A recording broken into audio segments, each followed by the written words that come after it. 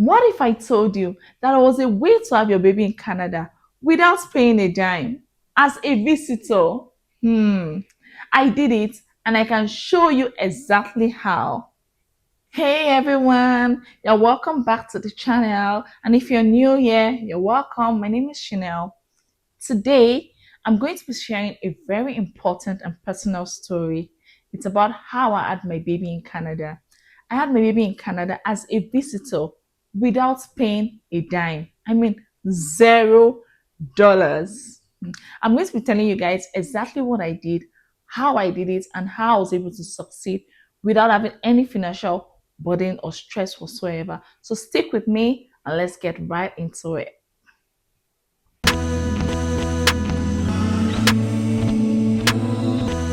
I got to Canada on a visitor's visa just a few days after my wedding. I got married in Nigeria on a Saturday, and on a Monday, I moved to Canada with my husband.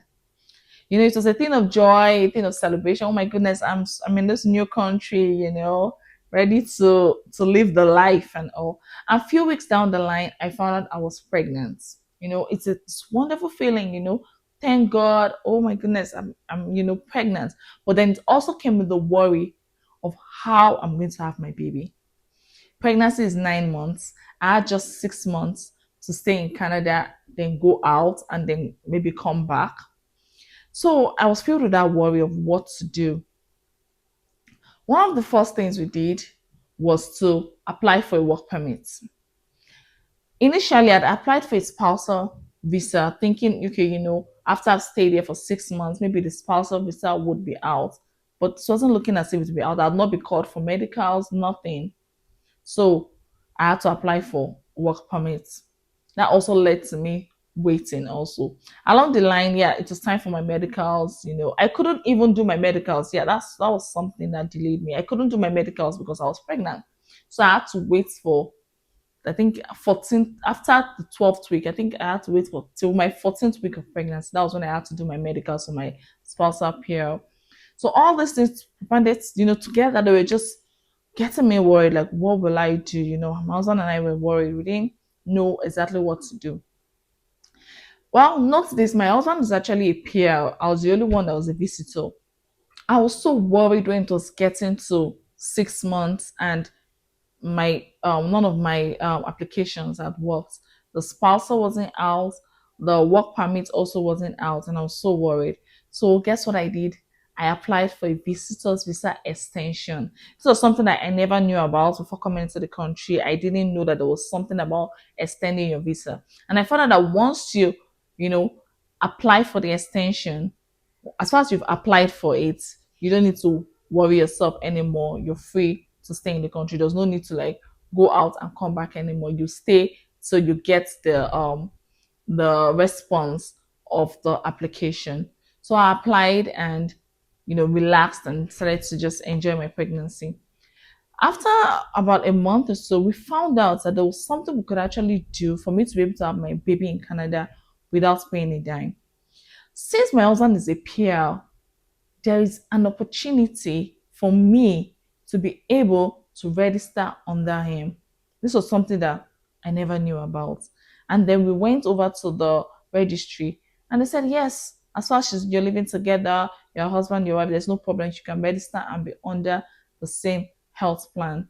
And I was, oh my goodness, you can't believe the relief that I felt. So I went ahead, registered, and the health the card came about 2 weeks, 2 months or so. And before then, we had already paid for some things. We already paid for scan. We already paid for tests. Because I had to attend prenatal visits. My pregnancy was already, getting far along. I had to attend prenatal visits, and we had to pay. We had paid 300 in one place. We had paid 400 in one place. We already started paying so much money. But after the application, and we got, in fact, after we got the card, that was how the card took about, I think, a month to come. So once we got the card, we were able to apply for a refund. And trust me, we got our money back. Like, how weird, what country does this happen? In Canada, we were able to get our money back.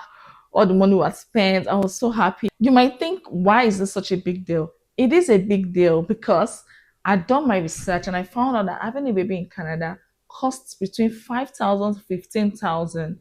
So finding out that I could have my baby without paying anything made me very happy.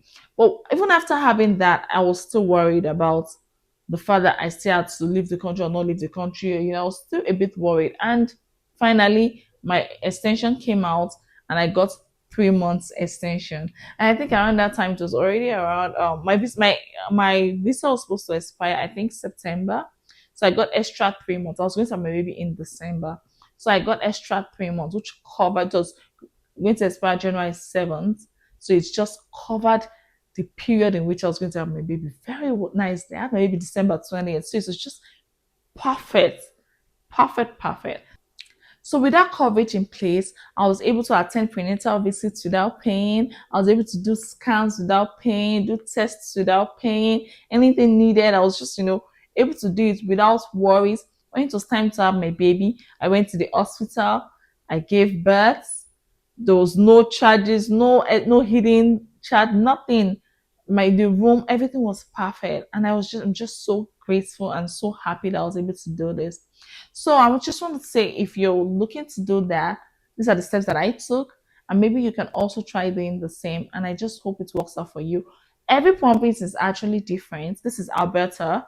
In Alberta, it was able to work, but they said, "Oh, you're living with him," even though we didn't have the same surname, or we had to show we're living together. We had to show our marriage certificate, and it was able to work out. And I hope you'll be able to follow these steps too, and it will work out for you. So, what do I think helped us? I think what helped us was what?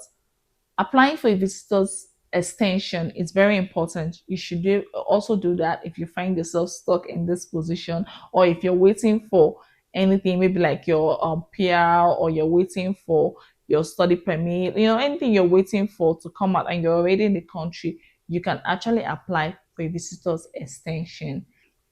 I know it isn't easy being pregnant in a country, especially when you're on a visitor's visa. It can be so challenging mentally, physically, financially, on you. But I hope sharing my story has helped you know that there is a way, there is a path forward. You just need to ask questions, ask the right questions, and find out how it can also work out for you.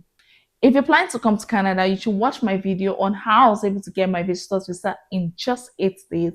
It would help you out. If you have any questions, please leave it in the comments. I'll be here to answer them. Also, if you want to know more about my journey, also ask me in the comment section. Until I come your way next time, don't forget to like, subscribe, and share. Thank you very much, and I'll see you in my next one.